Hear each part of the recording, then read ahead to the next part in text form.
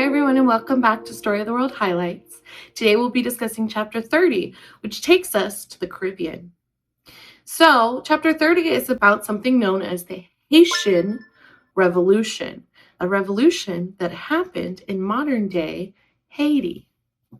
Now, just a quick reference point. I think a lot of us know where Jamaica is, and in that same region is the Caribbean. Jamaica is part of the Caribbean, and Haiti is one of the islands that's also part of the Caribbean. But before it was known as Haiti, it was known as Saint-Domingue, and Saint-Domingue was a French colony. It's actually one of the first islands that Christopher Columbus ever explored. And this island had been part of France, one of their colonies, for over 100 years at this point. And they were very well known for producing sugar from sugarcane and coffee. And they were actually, at the time, one of the top suppliers in the whole world, this small little island in the Caribbean. So you can imagine how much money France was making from this colony. And the planters there, the French planters, aka farmers, lived like kings. They lived like nobility.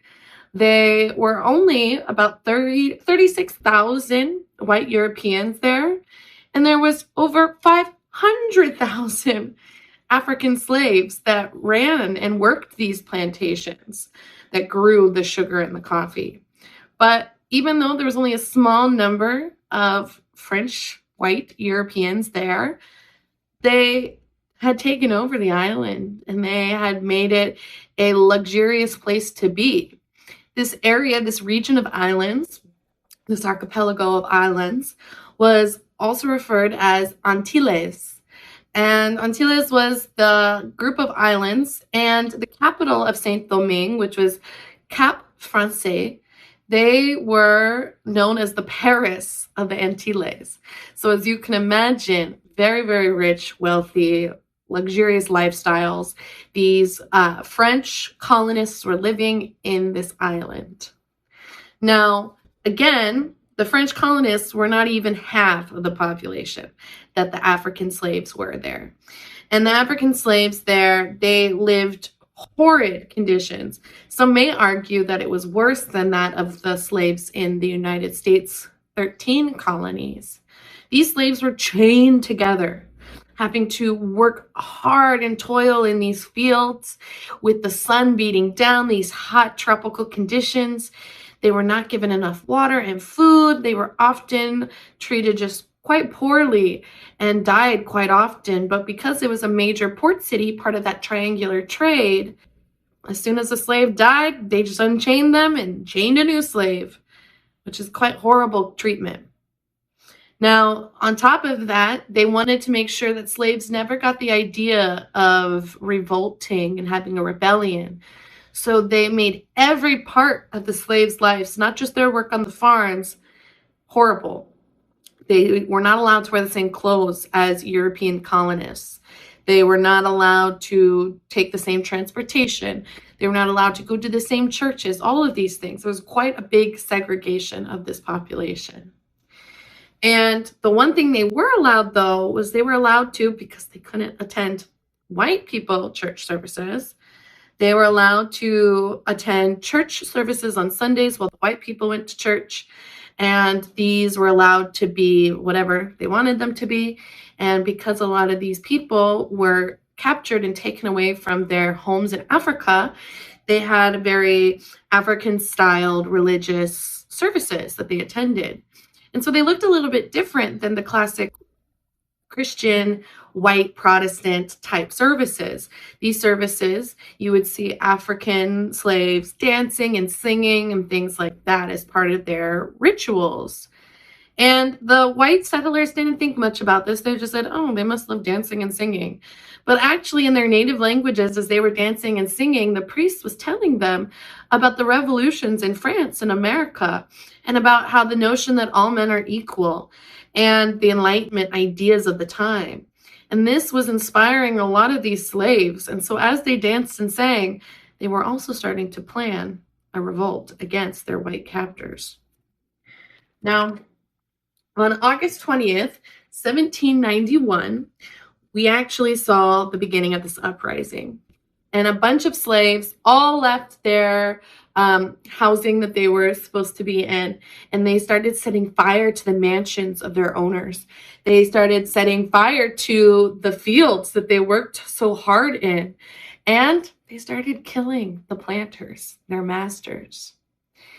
And as this revolt was going through, they were burning down Cap Français. They were burning down lots of giant Western establishments and theaters. One free slave named Toussaint L'Ouverture, he was watching, and he's a freed slave, and he had been able to learn how to read in French, and he had read books on military and on uprisings, and he just said, this is not going to work. This is too chaotic. This is not organized. And so he decided to gather a bunch of people and make his own little army. And so with that, he had a little army to help go against the French planters and the French colonists. And Spain, who was currently fighting with Napoleon at the time, said, ooh, let's help the people in Saint-Domingue fight against the French so that the French lose this colony. Because as we know, if something's happening in Europe, it usually transfers over to their colonies as well.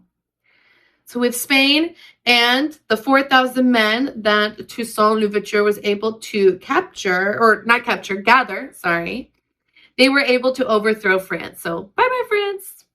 However, with France gone, Spain started to try and take control of the island. And Toussaint quickly realized that the Spanish wanted them to go back to being slaves. And so as Toussaint was learning more and more about the French Revolution and how the National Assembly thought that all men were equal, he said, you know what, Spain, it's time for you to go. I am siding with the new French Republic and their ideas of equality amongst men. I'm siding with them. Get out of here. He and his army kicked Spain out. Now, with Spain out, France saw an opportunity to get control of the island back. So they had to do this carefully, though. And they said, Toussaint, you are a very strong leader in Saint-Domingue. You say you want to be part of us. How about you become governor and get things back under control? So Toussaint did. Toussaint L'Ouverture became the new governor of Saint-Domingue. However, as a governor, he had made some changes to the policies. He had said, planters need to come back and work in the fields, but they need to work with the African slaves. And the African slaves are no longer slaves. They get equal profit from the work that they do. And that was new. And not a lot of planters wanted to do that. But slowly, coffee and sugar was starting to be produced again in Saint-Domingue. So we have Toussaint, now the governor of Saint-Domingue, but Napoleon hated Africans. He didn't want an African running his most wealthy colony. So he had plans to send 20,000 men to Saint-Domingue to take it back and put a white person in charge, a white Frenchman. And it was his brother-in-law, and his brother-in-law's name was Charles Leclerc. And Charles Leclerc was going to be the new governor after they invaded Saint-Domingue.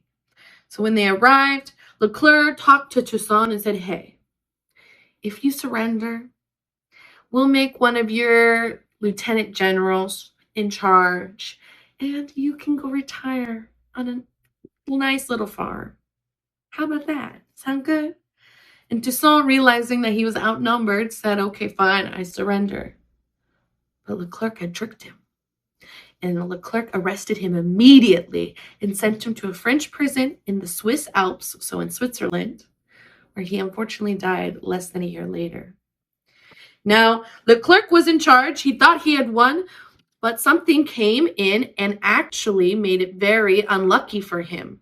He had the French army now was all conducted yellow fever. So they were now all sick with yellow fever, and all of them were dying. So that whole French army that had just won was now so weak, and most of them dead, including the leader, Leclerc.